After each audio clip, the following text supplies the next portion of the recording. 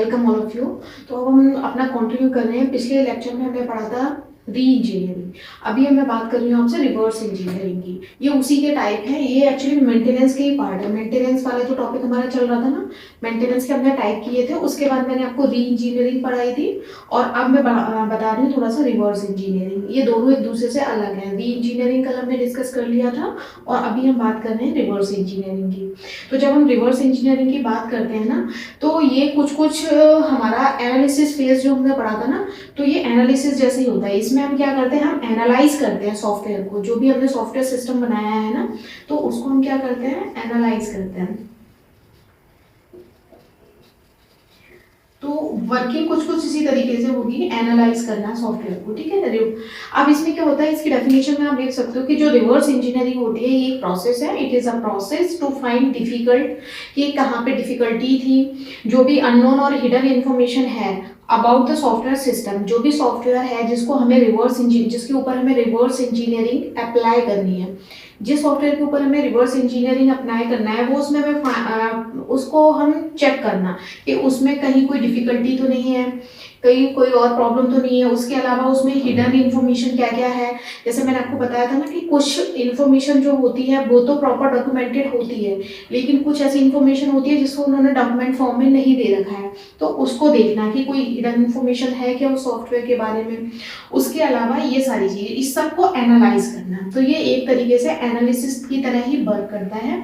और इसमें जो सॉफ्टवेयर जो हमारे पास सोर्स कोड अवेलेबल होता है, क्योंकि जो हमारा लेगेसी सॉफ्टवेयर है उसका सोर्स कोड हमारे पास अवेलेबल रहेगा, तो उस सोर्स कोड को, जो हमारे पास अवेलेबल सोर्स कोड है ना, उसको हम ट्रीट करते हैं यहाँ पे एज अ इनपुट, कि उसको इनपुट की तरह हम ट्रीट करते हैं। तो उस कोड के थ्रू हम रिवर्स इंजीनियरिंग इसलिए कह रहे हैं, तो उस सोर्स कोड की हेल्प से हम डिजाइन पे भी वापस जा सकते हैं, रिवर्स जा सकते हैं, ठीक है। और डिजाइन से फिर उसके आगे अगर हम चाहें तो हम वापस से रिक्वायरमेंट या एनालिसिस फेज पे भी जा सकते हैं। तो ये इस तरीके से रिवर्स इंजीनियरिंग इस तरीके से वर्क करता है। तो जो सोर्स कोड हमारे पास एग्जिस्ट है, या हमारे पास जो डिजाइन अवेलेबल है, उस डिजाइन की हेल्प से हम उसके सोर्स कोड को फाइंड आउट करना या उसमें चेंजेस करना, तो ये सारा रिवर्स इंजीनियरिंग के अंदर आता है, ठीक है। और ये टाइप किस लिए हम ये सब कुछ कर रहे हैं, सॉफ्टवेयर की मेंटेनेंस को आसान बनाने के लिए। सॉफ्टवेयर मेंटेनेंस के अंदर ये सारी चीजें आती है कि जो सॉफ्टवेयर है उसको मेंटेन भी रखना पड़ेगा।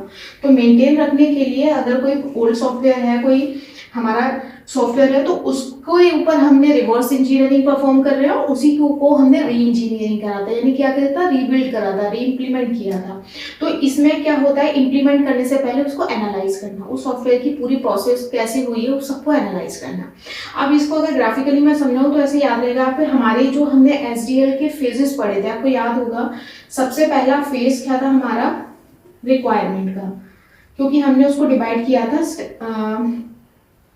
फेजेस में। जैसे सबसे पहले था हमारा रिक्वायरमेंट फेज, उसके बाद था जब हमने रिक्वायरमेंट गैदर कर ली थी, जो हमने रिक्वायरमेंट एलिसिटेशन पढ़ा था, उसके बाद जो हमारे पास रिक्वायरमेंट आ गई थी फिल्टर्ड होकर रिक्वायरमेंट, उस रिक्वायरमेंट को हमने क्या किया था, एनालिसिस किया था कि ये रिक्वायरमेंट है, तो इसको किस तरीके से हमें इसके ऊपर क्या क्या ऑपरेशन परफॉर्म करना है।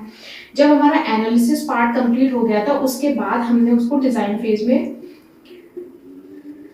एंटर किया था और हमने उसको डिजाइन इंप्लीमेंट किया था कि क्या डिजाइन होनी चाहिए उस रिक्वायरमेंट की। और उसके बाद हमने उसको क्या किया था, इंप्लीमेंटेशन।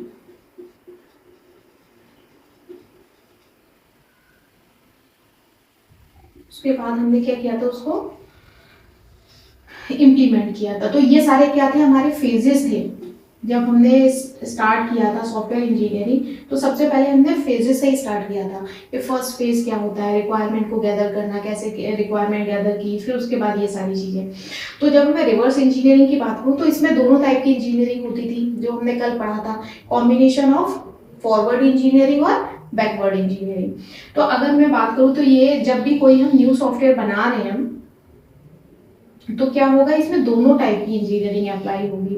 ये कौन सी इंजीनियरिंग होगी, जब हम इम्प्लीमेंटेशन फेज से उसके वापस डिजाइन पे जा रहे हैं, डिजाइन से उसको एनालाइज कर रहे हैं, फिर अगर हम उसके रिक्वायरमेंट को भी चेक कर रहे हैं कि हमने क्या क्या रिक्वायरमेंट ली थी, क्या क्या रिक्वायरमेंट हमने इम्प्लीमेंट की हुई है। तो अगर हम इम्प्लीमेंटेशन से उसकी रिवर्स स्टेप्स पे जा रहे हैं, तो ये क्या होगा, इस टाइप की इंजीनियरिंग होगी है, तो हम इसको बोलेंगे रिवर्स इंजीनियरिंग। ठीक है, यानी कि इम्प्लीमेंटेशन का मतलब है सोर्स कोड, इम्प्लीमेंटेशन का मतलब मैंने वहां भी बताया था, इम्प्लीमेंटेशन का मतलब होता है कोडिंग से। ठीक है, तो ये तो हमारे पास अवेलेबल है ही, तो इसको बोलेंगे हम रिवर्स इंजीनियरिंग। ठीक है, जब हम उसके सोर्स कोड को यूज करेंगे किस तरीके से, एज ए इनपुट, और हम उसकी फेजेस पे जाएंगे, रिवर्स फेजेस पे।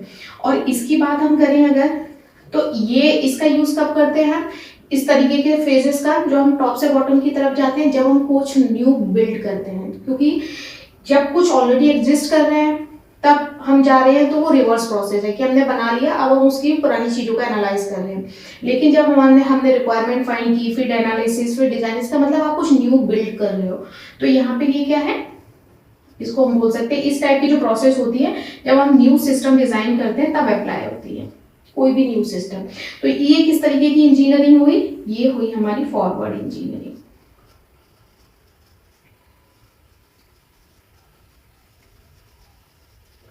अब यहाँ तक देखो, फेजेस वही चार हैं, बस उनको एक्सेस करने का वे चेंज हो गया है। इंजीनियरिंग का मतलब तो क्लियर ही है, बनाना। अब चाहे रिवर्स के मतलब हम बैकवर्ड जा रहे हैं, हमारे पास ये है, इसको हम यूज कर रहे हैं एज ए इनपुट, और उसके बाद हम बाकी चीजों को चेक कर रहे हैं कि कैसे कैसे इंप्लीमेंट हुआ है। और फॉरवर्ड इंजीनियरिंग का मतलब क्या है, न्यू सिस्टम को बिल्ड कर रहे हैं। तो न्यू सिस्टम को बिल्ड करने के लिए सबसे पहले आपको क्या बनाना है, कैसे बनाना है, क्या क्या उसमें फीचर्स चाहिए, क्या क्या सारी इंफॉर्मेशन, जो एसआरएस हम बनाते थे, वो एसआरएस इसीलिए बनाते थे कि नया सिस्टम बनाने से पहले बनाते थे हम एसआरएस, वो इसीलिए बनाते थे कि सारी रिक्वायरमेंट वहाँ पे क्लियर हो जाए। उसके बाद हम ये सारे 1 बाय 1 फेजेस अप्लाई करते थे डिफरेंट मॉडल्स की हेल्प से। बहुत सारे हमने मॉडल्स पढ़े थे, तो ये सारी चीजें। अब यहाँ पे आप देखो कि यहाँ पे तीनों चीजें आपको क्लियर हो गई होंगी। मेंटेनेंस में क्या क्या इंपॉर्टेंट है, मेंटेनेंस के टाइप। उसके बाद जब हम कोई सॉफ्टवेयर ड्यूरिंग मेंटेनेंस फेज में है, तो वहां पे ये दोनों प्रोसेस में से क्या एट दैट टाइम इंपॉर्टेंट है, वो हम देखेंगे कि रिवर्स इंजीनियरिंग करनी है, वहां पे हमें सिर्फ एनालाइज करना है या फिर उसको रीबिल्ड करना है। जब एनालाइज करना हो then we use reverse engineering, और जब हमें पुराने को देख के कुछ बिल्ड करना है, उसमें कोई मॉडिफिकेशन करनी है ड्यूरिंग मेंटेनेंस, तो वो जाएगा हमारा री इंजीनियरिंग जो हमने पढ़ा था। तो ये वाला देखो, एक बार आपको यहाँ तक अगर क्लियर हो गया हो, तो उसके बाद फिर मैं इसके आगे कंटिन्यू बताऊंगी। और एक चीज मुझे बताओ, जब हम टेस्टिंग पढ़ रहे थे, हमने डिफरेंट टेस्टिंग पढ़ी थी, तो मैंने एक टेस्टिंग का नेम था, जो मेरे से किसी ने पूछा भी था कि उस तब मैंने बोला था इसको मेंटेनेंस फेज में बताएंगे। मेंटेनेंस फेज जो होता है ना हमारा, इसमें कौन सी मेंटेनेंस फेज जो होता है ना हमारा, इसमें कौन सी टेस्टिंग अप्लाई होती है, क्योंकि इसमें भी तो जो टेस्ट करते हैं ना, जो फाइनल सॉफ्टवेयर हमारा बन गया उसको हम टेस्ट करते हैं ना, जो करेक्शन मेंटेनेंस के अंदर आता है, करेक्टिव मेंटेनेंस। तो यहाँ पे कौन सी टेस्टिंग यूज होती है, इसको लिख लेना, यहाँ पे यूज होती है रिग्रेशन टेस्टिंग। क्योंकि किसी ने मुझे बोला था कि रिग्रेशन टेस्टिंग होती है, और कुछ कंफ्यूजन ये था कि यहाँ पे म्यूटेक्स टेस्टिंग होती है। तो ये मैं क्लियर कर दूं, म्यूटेक्स टेस्टिंग यहाँ पे नहीं होती है, यहाँ पे परफॉर्म होती है regression testing. Mutation testing perform होती है, ये कैसे कब होती है, ये फॉल्ट बेस्ड टेस्टिंग होती है। तो म्यूटेशन टेस्टिंग अगर होएगा तो इसको हमें सेलेक्ट नहीं करना है।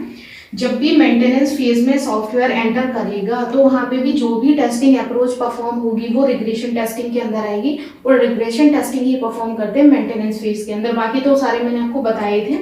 Mutation testing fault based testing होती है, उसका मेंटेनेंस फेज से कोई मतलब नहीं होता। ठीक है, तो रिग्रेशन टेस्टिंग याद रखना। अब मैं आपको कुछ स्टेटमेंट लिख रही हूँ, वो आप मुझे बताना। मेंटेनेंस वाला जरा विजुलाइज करो, जो हमने मेंटेनेंस का चार्ट बनाया था कि उसमें टेस्ट जो हमारे फेजेस थे वो हमने कितने पार्ट में डिवाइड किए थे, 4 पार्ट में। तो परफेक्टिव मेंटेनेंस में क्या था, प्रिवेंटिव में क्या था, करेक्टिव में क्या था, और एडप्टिव में क्या था, वो एक बार विजुलाइज करो। फिर मैं एक स्टेटमेंट बेस्ड क्वेश्चन है वो मैं लिख रही हूँ, फिर आप बताना उसका क्या हो सकता है, क्योंकि ये स्टेटमेंट के फॉर्म में ही यहाँ से क्वेरी बनेगी। बहुत सिंपल सा है, मैं स्टेटमेंट लिख रही हूँ। First one is the maintenance, ये मैंने निकाल के रखे थे क्वेश्चंस मुझसे किसी ने पूछे थे। The maintenance initiated by defect, जो डिफेक्ट की वजह से मेंटेनेंस हमें करना पड़ जाए तो वो कौन सा मेंटेनेंस होगा। मैंने ये बताया था मेंटेनेंस का जब ग्राफ बनवाया था, तो जब कोई डिफॉल्ट आ रहा है उसकी वजह से अगर हमें कोई सॉफ्टवेयर को मेंटेनेंस करना पड़ जाए तो उसको वो कौन सा मेंटेनेंस होगा। एक इसका आंसर करना है आपको, सेकेंड स्टेटमेंट में लिख रही हूँ, ये भी पूछा था। When customer need, when customer need the product, product का मतलब यहाँ पे सॉफ्टवेयर से ही है, product to run on new platform, मतलब एक सॉफ्टवेयर जो डिजाइन किया हुआ है, और इसका भी आंसर आपको मुझे बताना है कि when customer need the product to run on new platform, मतलब जिस प्लेटफॉर्म में वो बिल्ड हुआ है उस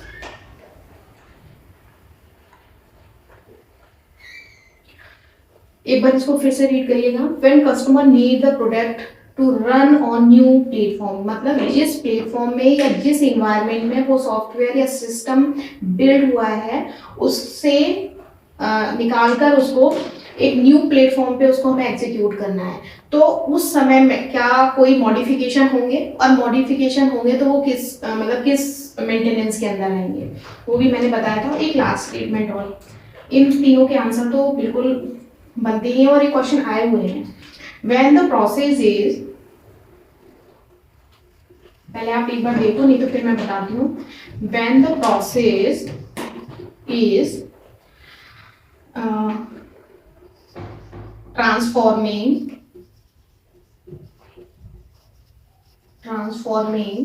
a model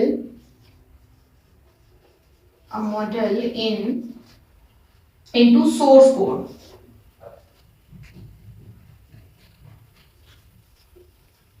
source code is, तो ये क्या होगा, ये किसकी डेफिनेशन है, अब आप एक बार मुझे बताओ फिर मैं बताती हूँ। ये सब जब मैंने पाई चार्ट बनाया था तब मैंने आपको ये सारे टेस्टिंग का बताया था कि ये स्टेटमेंट बेस्ड क्वेश्चन यहाँ से बनेंगे मेंटेनेंस से। तो the maintenance initiated by defect, जब कोई डिफेक्ट आ रहा है तब वहाँ पे कौन सा मेंटेनेंस होगा, तो ये हमने किया था। तो ये कौन सा मेंटेनेंस होगा, जब एरर आएगी, मैंने बताया था ना जब एरर कोई बग आ रही है तो पहले उसको रेक्टिफाई करना फिर उसे करेक्ट करना, तो ये था हमारा करेक्टिव मेंटेनेंस। याद आएगा, करेक्टिव मेंटेनेंस, इसमें क्या आएगा, हमें खुद बग को आइडेंटिफाई करना है और उसके बाद करेक्ट करना है, तो ये इस समय इनिशिएट होगा हमारा corrective maintenance phase. When customer need the product to run on new platform या new environment, तो क्या बोला था इसमें हमने बताया था कि अडॉप्ट कर लेना, मतलब एक इन्वायरमेंट में बना है लेकिन वो एग्जीक्यूट किसी दूसरे प्लेटफॉर्म में दूसरे इन्वायरमेंट में हो रहा है, तो यहाँ पे हमें कुछ मॉडिफाई करना पड़ेगा उसके हार्डवेयर में, उस सिस्टम में और उसके ऑपरेटिंग सिस्टम में भी करना पड़ जाए, तो इस टाइप का मेंटेनेंस आता है एडप्टिव मेंटेनेंस के अंदर। ये सारे क्वेश्चंस आए हुए हैं और ये क्वेश्चन मुझे किसी स्टूडेंट ने भेजे थे।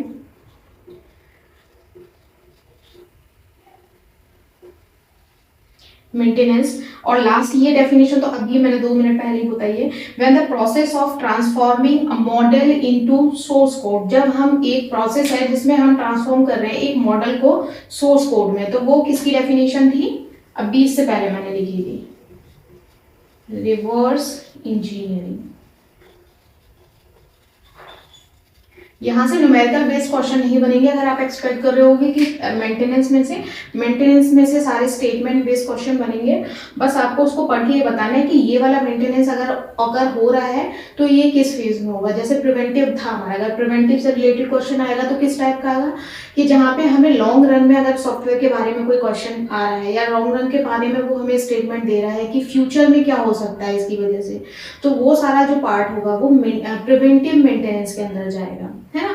अडेप्टिव मैंने बता ही दिया आपको, जब इन्वायरमेंट चेंज हो रहा है या प्लेटफॉर्म चेंज हो रहा है तो वो कैसे अडेप्ट कर रहा है वो सॉफ्टवेयर, तो वो सारा अडेप्टिव में जाएगा, ठीक है। करेक्टिव में क्या जाएगा, जब कोई भी बग आ रहा है तो उसको रेक्टिफाई करना, प्लस एज वेल एज उसके कोड को या उसके लॉजिक को जहाँ पे भी एरर आ रही है उसको करेक्ट करना, वो करेक्टिव मेंटेनेंस के फेज में जाएगा। अब एक और बचता है हमारा लास्ट परफेक्टिव। तो परफेक्टिव में उसमें क्या जाएगा, जब कोई न्यू हम उसमें फीचर्स को एड ऑन कर रहे हैं या कोई सजेशन आ रहा है यूजर्स के थ्रू और उसको हम जब एड ऑन कर रहे हैं तो जो यूज होगा तो हम उस समय बोलेंगे कि ये परफेक्टिव मेंटेनेंस का पार्ट है, ठीक है। तो ये इस टाइप के क्वेश्चन ही यहाँ से बनेंगे। मेंटेनेंस में टेस्टिंग कौन सी यूज होती है, रिग्रेशन टेस्टिंग, तो मोस्टली मैंने सारे टर्म्स आपको बता दिए हैं, ठीक है। और इसमें दोनों टाइप की इंजीनियरिंग परफॉर्म होगी, रिवर्स और फॉरवर्ड। तो इस तरीके से ये सारी चीजों के बाद हमारा बाइंड अप होता है मेंटेनेंस। तो मेंटेनेंस टॉपिक मेरे हिसाब से यहाँ तक हमने लगभग सारे उसके पॉइंट्स मैंने आपको कवर करवा दिए हैं। तो मेंटेनेंस हमारा बाइंड अप हो जाता है। अब मुझे आपको करवाना है टेस्टिंग का एक टॉपिक जो मैंने पिछले लेक्चर में आपको बोला था बचा हुआ है, वो हम कंटिन्यू करेंगे, जो है साइक्लोमेट्रिक कॉम्प्लेक्सिटी, वो न्यूमेरिकल है।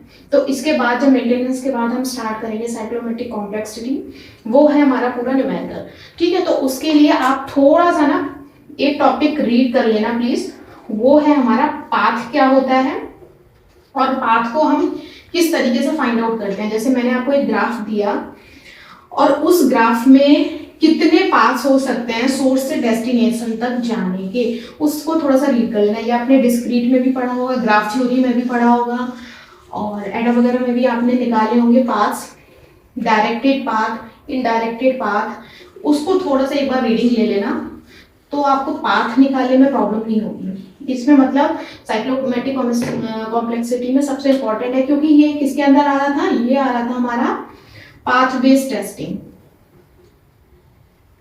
तो यहाँ पे आपको पाथ टर्म का क्लियर होना बहुत इंपॉर्टेंट है, तो इसको एक बार आप रीडिंग ले लेना। इसके बाद फिर हम नेक्स्ट क्लास में जो स्टार्ट करेंगे वो साइक्लोमेट्रिक कॉम्प्लेक्सिटी होगी। मेंटेनेंस हमारा कंप्लीट हो चुका है, ठीक है। तो thank you so much for watching us, और आप हमारे चैनल को सब्सक्राइब भी करिए सो दैट लेटेस्ट आपको जो भी टॉपिक्स चल रहे हैं करंट में उसका नोटिफिकेशन मिलता रहे। Thank you.